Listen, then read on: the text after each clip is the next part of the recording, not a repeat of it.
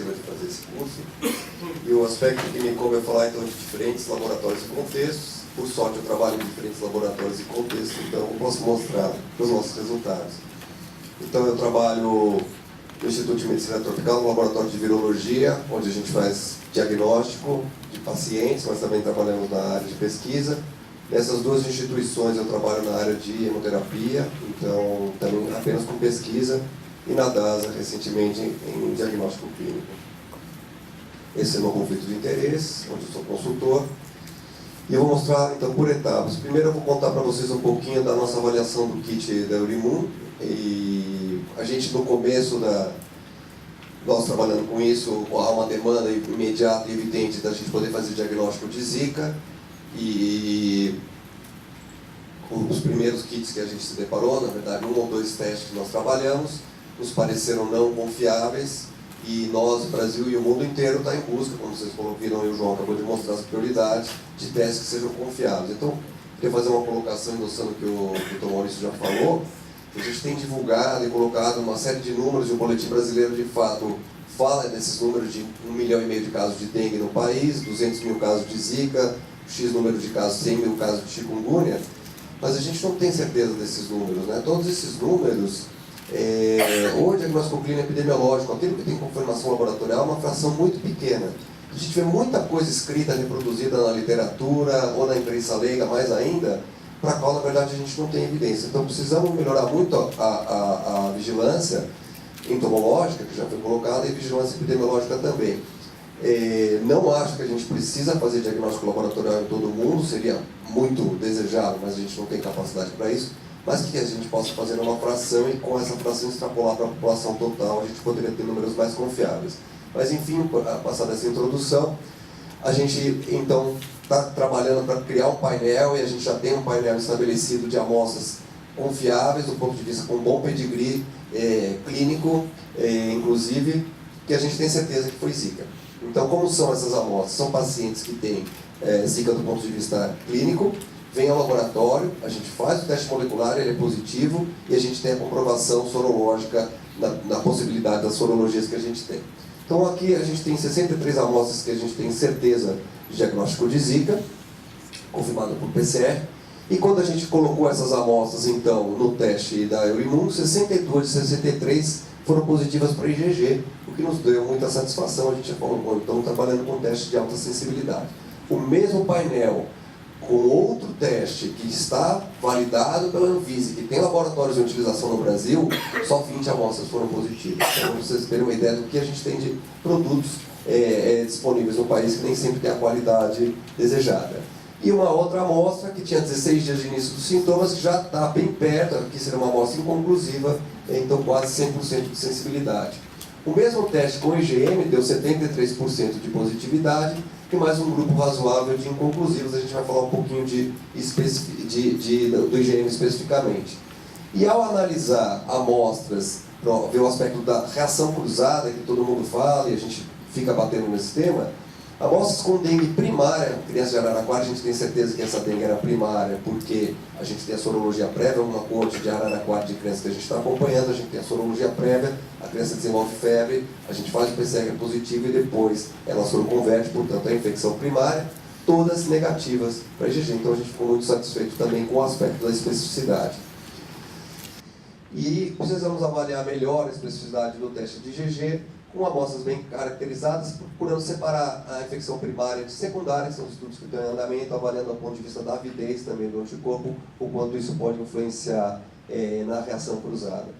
Como o Maurício já colocou também, é sempre um balanço, né? Então, se a gente quer testes muito sensíveis, a gente vai perder um pouco em especificidade. Se a gente quiser testes muito específicos, a gente vai perder um pouco em sensibilidade. A gente quer sempre o melhor dos mundos, que é 100% de sensibilidade e especificidade. Tem situações clínicas que a gente quer mais uma coisa, situações clínicas que a gente vai querer mais outra coisa. No entanto, a grávida é justamente o caso em que a gente quer máximo de sensibilidade, mas máximo de especificidade também. Por outro lado, esse é um dado que nos impressionou bastante. Se a gente fizer o contrário, se a gente pegar a amostra, aquelas mesmas amostras de Zika, 63 amostras que eu mostrei para vocês, e colocar em testes de dengue, que nós estamos utilizando, todos nós aqui na rotina, de diferentes fabricantes, é isso que a gente encontra. 100% de reação cruzada. Todos os testes de dengue cruzam com Zika. Essa é a nossa experiência. No começo, menos, mas depois de 14 dias, todos os testes cruzaram. O índice de reação cruzada com IgM é muito menor, como eu mostrei para vocês aqui. Mas a IgG realmente, então Zika cruza mesmo, e IgG, portanto, para Zika, em uma população com dengue, não serve o diagnóstico. Esse é o trabalho que a doutora Camila Romano está coordenando, que a gente vai estar em vias de publicar. E a gente, claro, falando assim, parece que o que a gente está dizendo é que os testes não são bons. Do ponto de vista é mais um alerta, né? Se a gente pegar essa população então, com uma suspeita não, com Zika e colocar um teste de dengue, vai dar dengue positivo, a gente vai achar que aquilo é dengue. E por isso, muitos dos dados que a gente está chamando de dengue, na verdade, são Zika mesmo, a gente está tendo uma reação cruzada.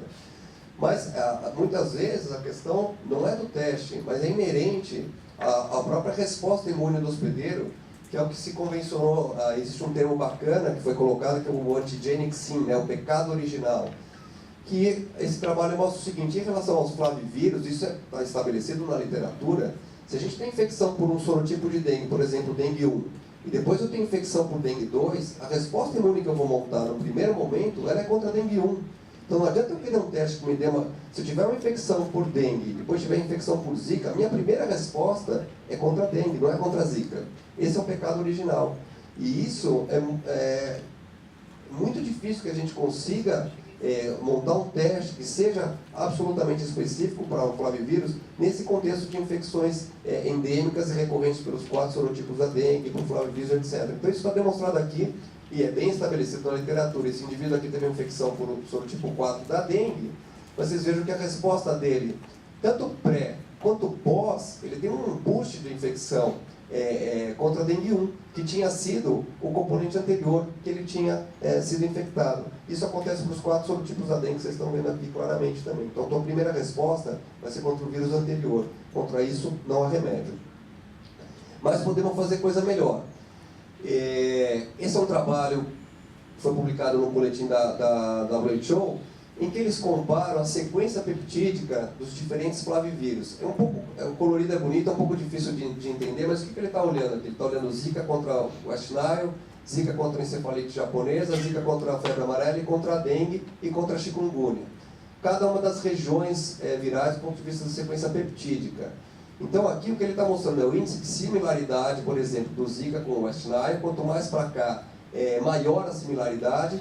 E aqui o que ele está mostrando é a disparidade entre as cepas de Zika, entre os isolados de Zika. Então o melhor teste, qual seria? Ou o melhor antígeno, qual seria? Seria o antígeno em que a gente tivesse muito pouca reação similaridade com o vírus do oeste do Nilo e baixa variação entre os diferentes isolados de Zika, porque a gente vai ter então uma boa sensibilidade e uma altíssima especificidade. E o que eles verificaram com todas essas comparações é que a região de eleição seria a região NS2, para a qual nenhum teste foi feito até hoje. Então eles sugerem que a gente passasse a utilizar. Agora, isso faz sentido do ponto de vista do peptídeo, mas isso não quer dizer que a gente tenha uma boa produção de anticorpos contra esse peptídeo, que é o aspecto da sensibilidade. Então, já foi colocado aqui, o kit da Eurimum, a maior parte dos kits são feitos contra NS1. Por quê? Porque NS1 é produzido em grandíssima quantidade nas infecções pelos flavivírus. Em dengue, o único antígeno que a gente tem livre no plasma é o NS1. Então ele está fora da partícula viral, a produção é tão grande que você tem níveis de S1, às vezes maiores do que os níveis de RNA viral também. E, então, o NS1 acaba sendo um antígeno meio óbvio de se trabalhar, por causa disso, da estimulação forte. Mas do ponto de vista da especificidade, NS2 seria o mais interessante. Aqui vocês vejam, por exemplo, dengue e chikungunya, não tem nenhum tipo, o Zika e chikungunya não tem nenhum tipo de reação cruzada, independente do antígeno que a gente utilizar. E isso acontece com os 4 sorotipos de dengue, embora com dengue 1 a gente tem uma situação um pouco mais esquisita também, que vocês vejam nos desenhos aqui. E aqui, olha, o que está mostrando é que o pior antígeno certamente é o NS5. E a gente tem que levar em consideração também que do ponto de vista da imunização, não é só o peptídeo que interessa, mas muitas dessas proteínas são glicosiladas, e a glicosilação importa também na intensidade, no título do anticorpo. E isso não é predito por esse tipo de modelo que não leva em consideração a glicosilação também. mas enfim, um alvo a ser explorado seria o NS2. Bom, essa experiência que a gente tem, então, no Instituto de Medicina Tropical, onde a gente está analisando os testes, a sensibilidade e especificidade, em populações em que a gente tem o melhor tipo de dado, que é o dado clínico somado ao dado laboratorial e ao acompanhamento dos pacientes. Essa é uma situação que a gente só consegue estabelecer com protocolos de pesquisa, com coortes, com um esforço muito grande de monitoramento, tanto da parte clínica quanto a coleta de amostras seriadas. Isso não é fácil de fazer fora do ambiente acadêmico. Eu vou contar um pouquinho para vocês também da realidade do laboratório clínico. Então, na DASA, a gente trouxe os dados de 2016, onde a gente está fazendo a sorologia para os 3 agentes, dengue com o kit da Panbil, chikungunya e zika para o kit da Eurimun, e são números bastante significativos, como vocês podem ver aqui. Então, por exemplo, chikungunya, mais de 33 mil amostras já testadas. A gente tem um índice de positividade de cerca de 48%, 50% para IgG, 50% para IgM também. Então, o que isso está falando para a gente? Que, do ponto de vista, por que esse cara foi fazer sorologia para chikungunya? Provavelmente porque há uma suspeita clínica de chikungunya. E aí o valor preditivo do teste parece ser muito bom. Cerca de 50% das pessoas que foram fazer o teste deu positivo de verdade. No dengue, os números são um pouco menores, mas esses valores são um pouco mais baixos também. Você veja que o IgM só apenas 23%. Não estamos entrando no método de dias de doença, a gente não tem essa informação, infelizmente, no laboratório clínico. É uma amostra que chega com um pedido, o máximo que a gente tem é a idade, sexo e a origem geográfica da amostra. Lembrando que a DASA, e isso é importante eu colocar aqui, DASA não existe um laboratório chamado DASA. DASA é um grupo de laboratórios que está presente em praticamente todos os estados do Brasil. Então a gente recebe a amostra do Brasil inteiro, e o que a gente está mostrando aqui são amostras, então, portanto, de todo o país, que a gente não dividiu por localidade. Zika, que a gente começou um pouco depois, a gente, veja só, de 9 mil amostras submetidas a IgG para Zika, só 2% foram positivas. Então, ou isso está refletindo novamente aquilo que a gente colocou, que é uma baixa produção de IgM no caso da Zika, ou que os testes têm baixa sensibilidade, ou ainda que o valor preditivo positivo é muito baixo, que muitas das coisas que se acha que é Zika, não é Zika, a gente não sabe exatamente. E o IgG um pouquinho melhor também, com a ressalva do que a gente já comentou, da possibilidade de reação cruzada na Zika. Só mais um dado em relação a homens e mulheres, a gente vê aqui, olha, 71% das amostras de chikungunya eram de mulheres, 55% das amostras de dengue eram de mulheres e 70% das amostras submetidas a Zika eram de mulheres também. E o positivo é o seguinte, né? Então a gente vê aqui, por exemplo, 29% das amostras que foram pedidas sorologia para chikungunya vinham de homens, 40% deu positivo. Então a positividade, seja em homens, seja em mulheres, é muito parecida. Na dengue, também muito parecida. E na Zika, o índice de positividade mais baixa, mas igual em homens e mulheres. Alguns trabalhos têm mostrado uma incidência maior de Zika em mulheres. O Rio de Janeiro reportou isso, e a gente não sabe se isso pode ser apenas um bias de acesso ao sistema de saúde, da mulher se preocupar mais, porque pode estar grávida ou ficar grávida, e fazer o teste, enquanto que o homem não faz. Nosso dado mostra igual positividade entre homens e mulheres. Então isso é uma das poucas coisas que a gente pode inferir num laboratório de rotina que não tem acesso ao conjunto de dados necessário para a gente fazer a investigação necessária. Do ponto de vista molecular, a gente tem recebido amostras para todos os agentes, Zika muito mais do que para chikungunya e para dengue, obviamente, mas a gente vê novamente aquilo que eu comentei com vocês. A gente tem muito mais positividade em chikungunya do que em dengue e do que em Zika também. Tá? Isso chama muito a atenção, quer dizer, me parece que a suspeita clínica de chikungunya, ela acaba tendo muito mais fácil a confirmação laboratorial, eventualmente os sintomas são um pouco mais claros de chikungunya, que é a dor articular mesmo, até... provavelmente um pesquisador que trabalha com chikungunya há muito tempo já me comentou isso, que ele acha que dar a mão para um paciente com suspeita de chikungunya tem o mesmo valor preditivo positivo do que fazer PCR. E eu acho que é verdade. E Zika, uma outra coisa que a gente vê que é interessante, então dentro dessas 3.200 amostras que a gente fez PCR para Zika, que a gente teve 5% de positividade, o que a gente vê? Que em janeiro foi o pico de positividade, 12% das amostras foram positivas, quase 13%. Depois fevereiro, março, aqui o que vocês estão vendo é o número de amostras testadas, em vermelho em azul o número de amostras testadas, em vermelho é a taxa de positividade. Então ela claramente vai caindo, a gente vê que a partir de agosto, zero, nenhuma amostra é positiva, que é a realidade que a gente costuma ver com as arboviroses também. Mesmo tendo amostras coletadas em locais onde a gente tem calor o ano inteiro, como a região norte e nordeste do país. Isso também mostra um dado interessante que já aconteceu em 2015, o pico de Zika no país se acredita que foi em janeiro. Então ele não bate exatamente com o pico de dengue, que costuma ser março e abril. E novamente em 2016, o pico de Zika foi antecipado, se a gente pensar no calendário da dengue também. Então tem alguma coisa de diferente da Zika em relação ao mês do ano, pode ser as condições atmosféricas, mas novamente, 2015 e 2016, o pico de dengue foi em março e abril. Então tem alguma coisa diferente em relação... É como se o pico de Zika antecedesse o pico de dengue também. Bom, por último, vamos falar do aspecto mais peculiar, que talvez vocês não tenham muito contato, que é a questão de transmissão transfusional. Então, um aspecto do ponto de vista epidemiológico pequeno, poucas pessoas recebem transfusão de sangue, mas para nós que trabalhamos com transfusão de sangue, é um aspecto fundamental, é a segurança do sangue.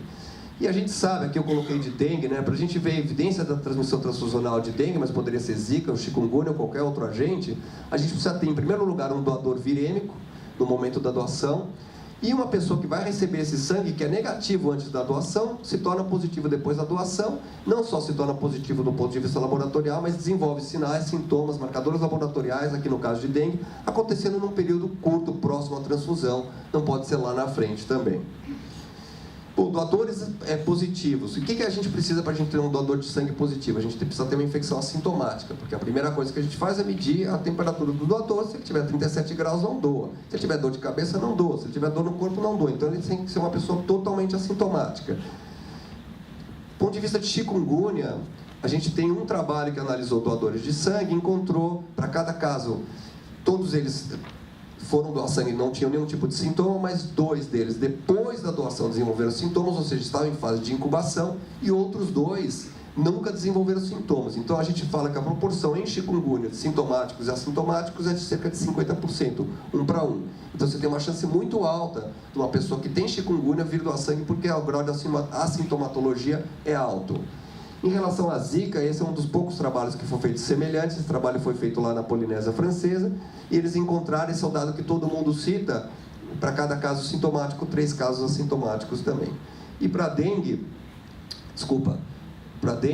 a gente tem vários trabalhos feitos no mundo inteiro, é mais ou menos essa taxa, mas a gente precisa fazer esses trabalhos aqui, porque cada população, de acordo com a sua história de exposição às flaviviroses, vai ter um grau de assintomatologia distinto.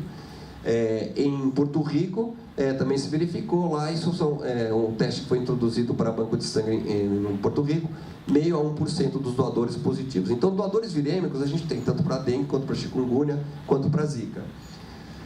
Transmissão, quer dizer, não basta o vírus estar lá presente no sangue do doador, ele tem que passar, sobreviver ao processo de processamento do sangue e depois ser transmitido para o receptor. Então, sífilis, por exemplo, que a gente continua fazendo teste em banco de sangue, a gente sabe que sífilis, apesar de ela pode estar presente no sangue do doador, não vai passar para o receptor, porque o treponema não aguenta o jeito que a gente processa sangue, o processamento moderno do sangue. Aqui no caso dos vírus, o que se verificou, esse é o trabalho mais extenso de dengue transmitida transfusionalmente, foi feito no Brasil, Rio de Janeiro e Recife, de 1 a 2% dos doadores no pico tem vírus no sangue, taxa de transmissão em torno de 37, 38%, ou seja, tem pessoas que você vai transmitir, mas a pessoa não vai ficar virêmica. Então, por isso que a taxa não é 100%. Porém, esse é o dado mais importante que eu coloquei para vocês aqui. A gente não vê isso aqui. E é muito... Então, a gente sabe que no Brasil hoje, nas capitais, em todos esses locais, Rio de Janeiro, Recife, etc., nós estamos transfundindo dengue para milhares de receptores. E a gente não vê dengue transfusional. Então, o pessoal lá de fora acha que a gente não vê porque a gente não investiga direito, porque o médico não reconhece. Mas hoje nós temos uma experiência com dengue muito grande entre os clínicos brasileiros. Certamente, um receptor que desenvolve... Claro que às vezes o cara pode ter pego a dengue fora do hospital, pode ter pego até dentro do hospital. A gente tem 4 casos que nós publicamos aqui, que pegaram dengue aqui dentro do Hospital das Clínicas. Mas Dependendo do grupo de pacientes, o cara que está na UTI, na unidade coronariana, em locais com ar-condicionado, etc., não foi lá dentro que ele pegou. Então os médicos certamente reconheceriam. E a gente não tem esses casos sendo publicados. Provavelmente porque a repercussão da dengue transfusional é baixa. Isso é muito curioso. Por quê? Porque essa teoria do antibody dependent enhancement, né, de que a gente tenha um aumento da doença por dengue causada por anticorpos pré-existentes, nos indicaria de que, acho que todo mundo já conhece essa teoria, mas que o anticorpo contra você tem dengue, você tem um anticorpo que não vai te proteger contra uma infecção secundária, mas vai facilitar a infecção dos monócitos, vai levar à produção de citocinas, o plasma líquido, que é o extravasamento de plasma, que é a característica da dengue mais grave. Isso é fato, que as infecções secundárias causam mais essa exacerbação da doença. Então a gente está vindo com uma população, hoje a sobreprevalência de dengue nas nossas cidades é de 90%, 80%, 90% das pessoas têm anticorpos, a gente está transfundindo uma bolsa de sangue com milhões de cópias de vírus e a gente não vê acontecer nada. A gente esperaria que visse um efeito como esse brutal. A gente não vê. Maurício comentou essa questão da Zika, quer dizer, isso poderia estar acontecendo com a Zika também. Anticorpos contra a dengue aumentam a infecção por Zika, isso está mostrado nesse trabalho aqui, in vitro. Mas a gente não vê, então, reforço que o Maurício colocou, de que um dado in vitro não está sendo corroborado pela situação in vivo. E o que é meio, talvez, humilhante, mas ao mesmo tempo reconfortante para a gente, é que a conclusão mais óbvia é que tem que passar pelo mosquito para causar doença. Então, o mosquito que injeta 10 microlitros de sangue, de saliva na nossa pele, causa uma patogenia muito maior do que uma injeção direta de meio litro de sangue, com cargas virais muito maiores, direto na veia. Então, a passagem do vírus, seja pelas glândulas salivares, a apresentação do vírus por nosso sistema imunológico, acompanhado da saliva e de outros antígenos, é que causa doença. E mais ou menos, esse é um dado experimental, feito com saliva de mosquito, etc., em que eles chegam a essa conclusão. Então, a picada do mosquito aumenta a permeabilidade vascular, o vírus é injetado, monócitos de células dendríticas que já têm um anticorpo pré-existente captam o vírus, levam para a medula óssea e para os linfonodos, onde a replicação viral é exacerbada. Então, se a gente tiver o vírus e a saliva do mosquito, a gente tem uma doença muito pequena, que é a dengue primária. Se a gente tem o vírus e o anticorpo, que é a situação da transfusão de sangue, a gente pode ter desde nada alguma coisa muito leve. Mas se a gente tiver os três, que é a dengue secundária, a gente vai ter a doença mais severa. Embora, e aí eu sempre fui crítico quanto à necessidade da gente fazer teste de sangue para transfusão, para dengue, mas a gente viu um caso aqui no HC, um caso transfusional com repercussão no receptor. Vou correr um pouquinho. Por conta do princípio da precaução, por tudo que foi publicado, desde novembro do ano passado, a gente decidiu que para as mulheres grávidas e transfusões intraútero, a gente ia trabalhar com sangue testado para a Zika. Esse é um trabalho que a gente está desenvolvendo na ProSangue. Nunca ninguém viu microcefalia ou a síndrome da Zika em fetos causada por sangue transfundido, mas a gente não quer ser o primeiro a enxergar. E o que a gente pode olhar são os modelos experimentais. Esse é um trabalho feito aqui no Brasil, quando você injeta o vírus da Zika no sangue desses camundongos, o vírus vai para o cérebro do feto e desenvolve lesões muito parecidas com o que é visto nos fetos humanos. Então existe evidência experimental de que provavelmente o vírus injetado na veia vai atravessar a placenta e vai causar danos no feto. Por isso nós começamos a trabalhar assim e posteriormente a WHO fez uma recomendação à Organização Mundial da Saúde de que para alguns grupos de risco, como mulheres grávidas, fosse introduzido o teste molecular. Qual teste? No caso, a gente só tem teste in-house, porque as empresas comerciais nunca se interessaram em desenvolver um teste para Zika, nem tampouco para dengue, que nós estamos aqui há 15 anos falando sobre isso. Desculpa. Então, para você ter um teste, você tem que validar, comparar, participar de painéis experimentais. O nosso teste teve uma performance excelente nos controles de qualidade, programas de controle de qualidade internacionais. A gente tem aplicado esse teste, até agora só achamos uma doadora positiva que veio de Santos, que São Paulo, na verdade, a gente não tem ainda casos autóctonos. Acho que o João começou a ver talvez um outro caso, mas a gente não tem notícia de casos autóctonos de Zika na cidade de São Paulo ainda, pelo menos ano passado não tinha. Até o verão passado não houve, Mas Santos, a gente já tem vários casos de Zika, e essa doadora, no caso, era de Santos, e a gente detectou positiva. A Zika vai no mesmo caminho, já estou terminando do ponto de vista transfusional, então a gente já tem 2 casos publicados, sem nenhum tipo de repercussão no receptor. Só descobrimos que a Zika foi transmitida porque o doador depois falou assim, olha, eu estou tendo uma coisa tipo dengue. Aí foram lá, olharam o receptor e viram que ele tinha vírus Zika no sangue, mas não tinha doença por Zika. Esses são os 2 casos que estão publicados. Uma coisa que é importante a gente pensar na possibilidade de reinfecção nos estudos em macacos. Quando você infecta o macaco com Zika e você vem com a mesma cepa depois, ela não se infecta, então é bem provável que a gente, uma vez infectado por Zika, esteja protegido. Dados epidemiológicos reforçam isso, e essa incidência de Zika esse ano agora em Pernambuco, praticamente 0, foi o estado mais afetado, como você sabe, ano passado, então é provável que esse ano a população esteja uma parte protegida. E o que a gente pode fazer em termos de sangue? Parar a coleta, no Brasil, inviável. Na Itália isso foi feito com chikungunya em 2007. Inativação de patógenos, essa é uma técnica que a gente pega o sangue e coloca numa máquina, tipo uma máquina de xerox, e ela inativa tudo quanto é ácido nucleico que está presente na bolsa. É uma técnica cara, não funciona para glóbulos vermelhos, não está disponível no país ainda. Foi utilizada nas Ilhas Reunião para chikungunya, na epidemia que eles tiveram lá. Então a gente fica com a triagem de doadores. Do ponto de vista epidemiológico não funciona, já que a taxa de assintomáticos já falei que é alta. Do ponto de vista clínico, a gente vai perder uma boa parte. Então se for para fazer, tem que ser laboratorial. A gente vem discutindo isso para dengue há muitos anos. Se for fazer triagem laboratorial, tem que ser detecção molecular. Os Estados Unidos introduziu a triagem para o West Nile, isso é importante a gente colocar. Dengue provavelmente não tem nenhuma repercussão transfusional ou muito pequena, ninguém se preocupou em fazer teste. West Nile, flavivírus, parecido com dengue, parecido com Zika, tem uma repercussão transfusional evidente. Muitas pessoas desenvolveram meningoencefalite por transfusão. E aí os Estados Unidos introduziu o teste NAT molecular para West Nile já há muitos anos. Tem mais de milhares de doadores detectados e evitaram os casos de transmissão transfusional. Então, apesar de serem todos Flávio, cada um é um. E certamente todo mundo aqui sabe disso, porque nem o West Nile, nem dengue, nem febre amarela causa microcefalia. E o nosso amigo Zika, a gente sabe que causa.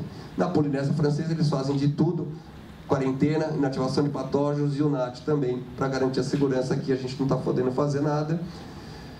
Só nesse contexto das grávidas é que a gente pode fazer, porque é um número muito pequeno de mulheres transfundidas. Eu quero agradecer aqui nosso grupo da ProSangue, do Albert Einstein, o Laboratório de Virologia, o pessoal de Araraquara e o grupo da DASA, Unicamp e SBT, e a atenção de vocês. Obrigado.